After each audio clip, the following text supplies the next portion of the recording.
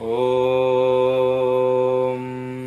देवराजसेव्यमानपावनाङ्घ्रिपङ्कजं व्यालयज्ञसूत्रमिन्दुशेखरं कृपाकरं नारदादियोगिवृन्दवन्दितं दिगम्बरं काशिकापुरादिनाथकालभैरवं भजे।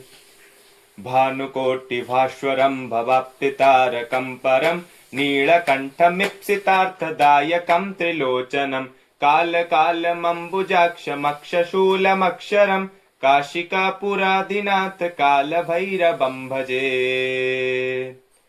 शूलटङ्कपाशदण्डपाणिमादिकारणं श्यामकायमादिदेवमक्षरं निरामयं भीमविक्रमप्रभु विचित्रताण्डवप्रियं काशिकापुरादिनाथकालभैरवं भजे।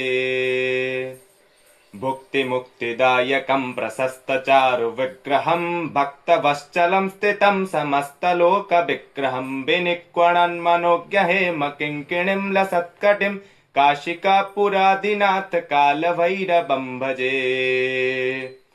धर्मसेतुपालकं स्वधर्ममार्गनाशनं कर्मपाशमोचकं सुशर्मदायकं विभुं स्वर्णवर्णशेषपाशशोभिताङ्गनिर्मलं काशिकापुरादिनाथकालभैरवं भजे।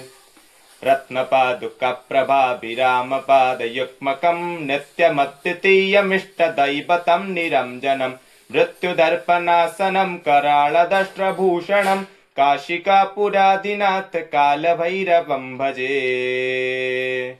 अट्टहासभिन्नपद्मजाण्डकोशशंतति दृष्टिपातनष्टपापजालमुग्रशासनम् अष्टसिद्धिदायकं कपालमालिकाधरं काशिकापुरादिनाथकालभैरवं भजे।